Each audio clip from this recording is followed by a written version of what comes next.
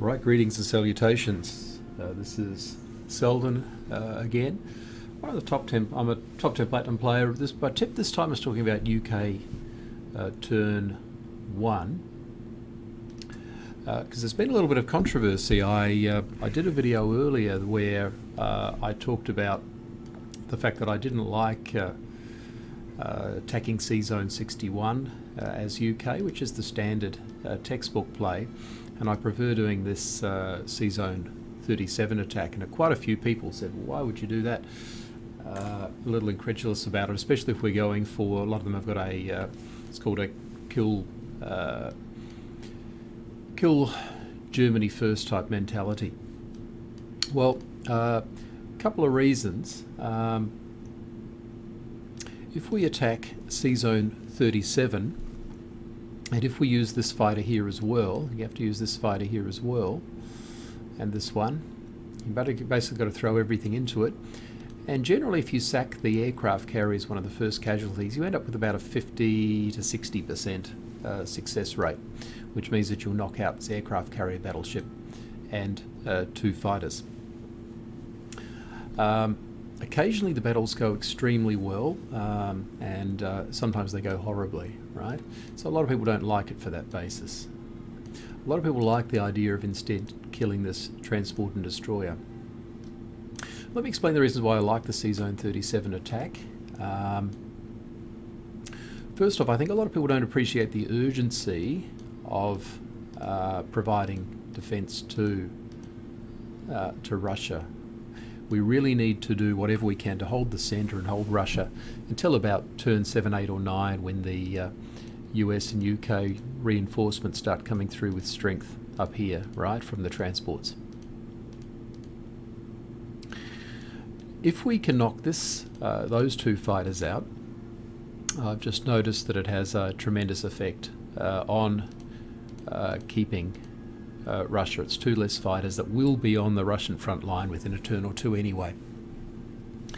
So one of the mistakes that we have when we have a kill Germany first mentality, and it is a good strategy, I'm not saying it's not a good strategy, and the general thought of kill Germany first is just basically shift everything and every unit only into pounding Germany and to try and cripple it. But that means that a lot of people then automatically avoid any large fights with Japan. And you really need to keep Japan in check. If you don't, Japan just runs amok and is just taking over the whole of the Pacific, Australia, India, start to move into Africa, take all of this property here, territories here, and it just gets really unmanageable as allies to keep that in check. I'm not saying, I don't pour a vast amount of resources into Japan usually, unless it's going pretty well, but I do like to keep some pressure on Japan, otherwise it just really starts running amok. So generally, if there are some economically efficient battles here, I will take them, and I will try and put some pressure on Japan wherever possible, wherever it makes most sense. And sometimes if the US Navy is still here, I might come down into this area here, or there might be opportunities to build up the UK Navy here and put some pressure down here as well. And I think if it makes sense economically, I will do it just to keep some pressure on. Again, these units will inevitably be up on the Russian front line in a turn or two anyway. The alternatives to that are, they say, well, we need to wipe out this transport, and often they'll use a carrier and a cruiser to knock those out, right? Yeah, but that's a very expensive way to destroy a destroyer and a transport, right? What do we got there in terms of units? That's 20-something IPCs to kill, less IPCs. And then inevitably they're just destroyed without any losses by the Japanese on the next turn. So not very good in terms of trading. And then what happens with these units is they just scurry off down here somewhere where they're going to take many turns to do anything useful. So in effect, these are worth nothing to us, or very little to us, in the first few rounds anyway. These ones will eventually provide some use to the Allies, maybe, you know, turn 6 or 7 or something like that. And sometimes they're just wiped out down here anyway, right? So for very few Japanese losses. So these are units that have traditionally thrown away. So let's instead hit these. Very good chance of at least destroying the fighters. And here's the other thing to consider. Occasionally, about 1 in 3 battles, the British will do very well. And by very well, I mean you often end up with a carrier and a couple of fighters on it, maybe even a cruiser left as well, which is just totally devastating to the Japanese war effort. And that's maybe about 1 out of every 3 battles. 1 out of every 2 battles, you'd at least pretty much they'll wipe each other out. 1 out of 3, they'll go very bad. This battle will go badly for the UK, and a lot of players don't like it for that reason. However, if it does go badly, I mean, really, these were often wasted UK units anyway, so if it goes well, it's devastating to the Japanese war effort. If the battle goes badly, it's not a huge deal for the Allies. It's something that the units that probably would get lost under the other strategies anyway. A lot of people then say, well, hold on, we're putting a lot of pressure, too much pressure on India if this transport survives. It's even at risk sometimes in even round 1 by the Japanese, and definitely round 2 or 3. However, you'll notice that this is, if we can wipe out these 2 fighters there, that's it's probably worth about as much in terms of a relief valve to India anyway, right? So I'm a strong favour of the Sea Zone 37 attack. Now we'll see how it goes here. It's never guaranteed, and often it does go badly. So this could be one of those videos where it doesn't go as I'm expecting, but we'll try. So let's just do the build anyway for the UK. Pretty straightforward in this case. We've got 5 units. And how many will we have? I'll probably use this one against the sub.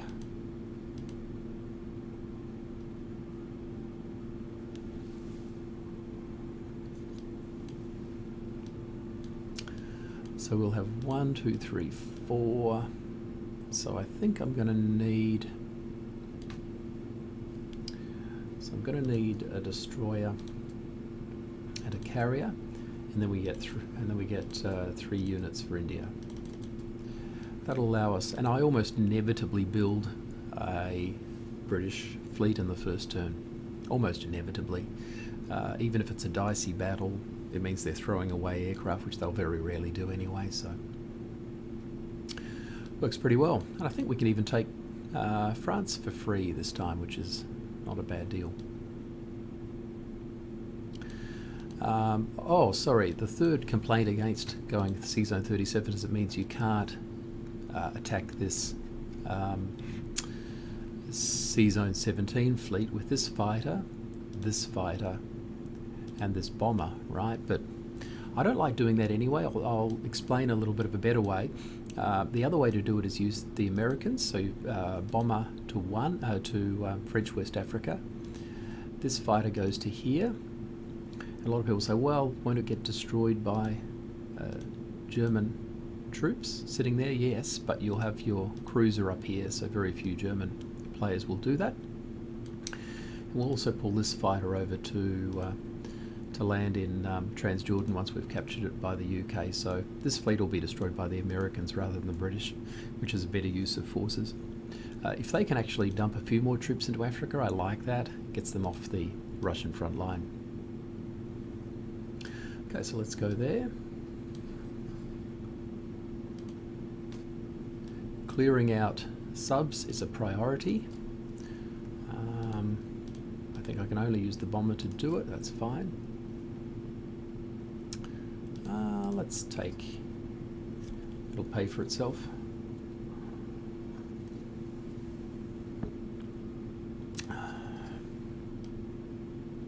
Give us a little bit of extra cash.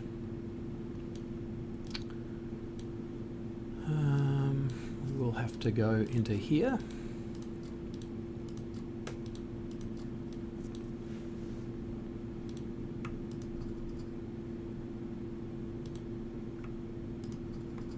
I'm in a favour of just using the troops in India are there to be used, so let's just use them.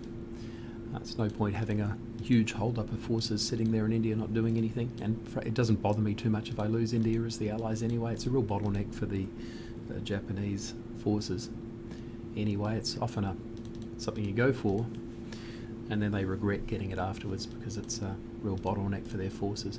So let's do this battle.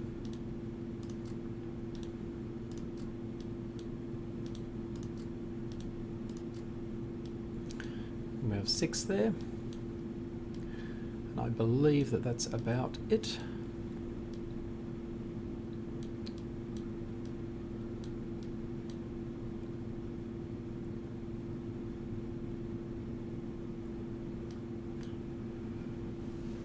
All right.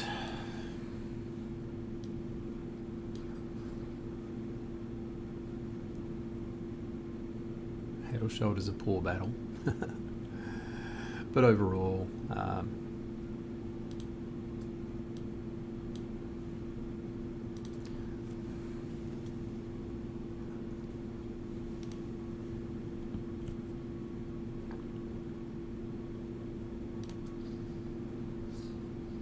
gosh, that's bad. Let's get him this time. There we go.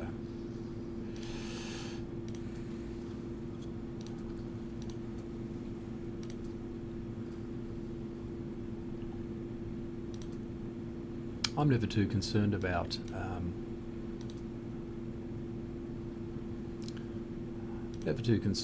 the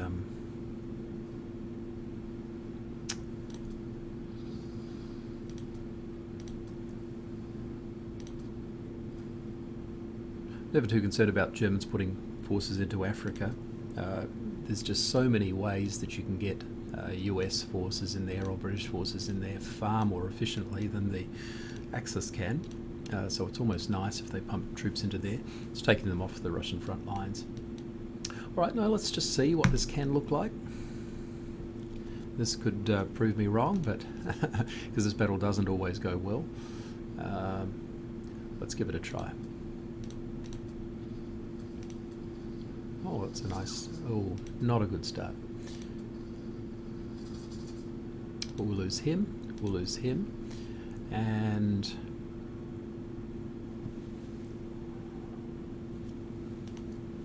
there's one aircraft here that will pretty much always die. That's out of gas, basically, so I may as well lose him. Let's look at the combat board. Good chance I'll knock out those fighters, so let's give it a go.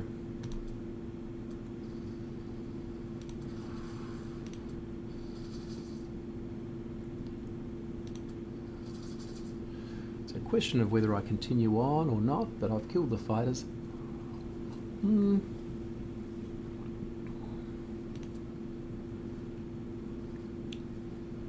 Pretty good chance of killing a battleship. Let's do it. Missed, and now I'm dead. Oh no, I'm not dead. Got him, so I've destroyed a battleship as well. So I'm dead as well. But look at the picture now.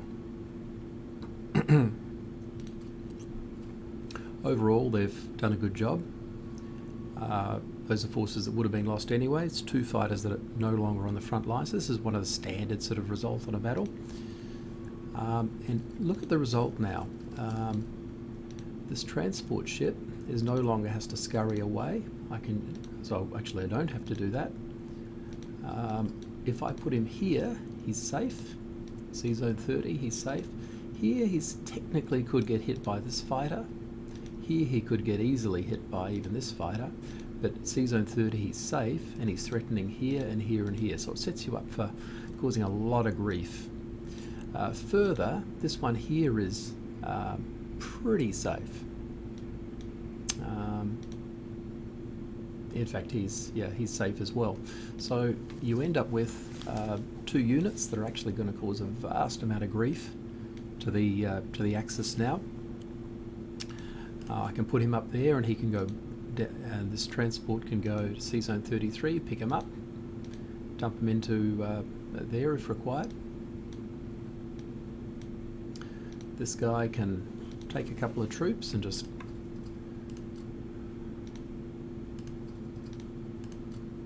cause a whole lot of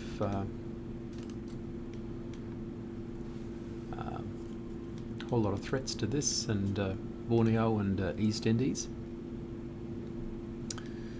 So I think it's a beautiful thing, and we've got transports here that are free and they're not under threat from these Japanese forces.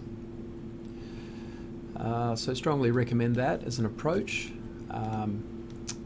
The Japanese are now forced to divert some forces down here. It's a better chance that Pearl Harbor won't happen when you do this too. And the other advantage is they often think that a KJF is coming, so they'll start building a completely unnecessary big submarine fleet or something like that. Anyway, that's what I'd encourage.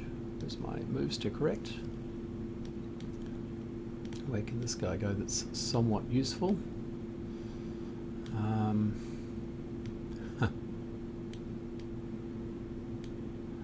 He'll go there. He'll go here to defend the transport. These guys. Oh, I forgot to kill the German transport. That's okay. He'll go there. And we're okay. There's not enough Japanese forces now. They're down 2 aircraft down here, so it changes the dynamics there as well. And India's pretty safe there. Alright, so that's pretty much it. Just check, did I miss anything?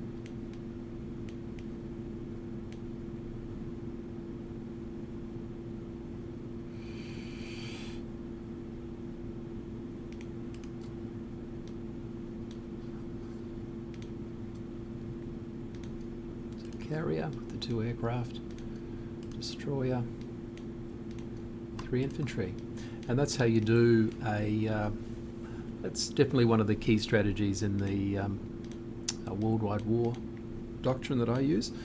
If that's an efficient battle, let's go for it wherever it occurs in the world. Let's stop thinking about this as Pacific or Atlantic. I don't call it a 2-fleet strategy. I just wherever the battles present themselves that are economically viable, do it. This is largely an economic game, so let's just consider it that and go from there. All right, Seldon signing off.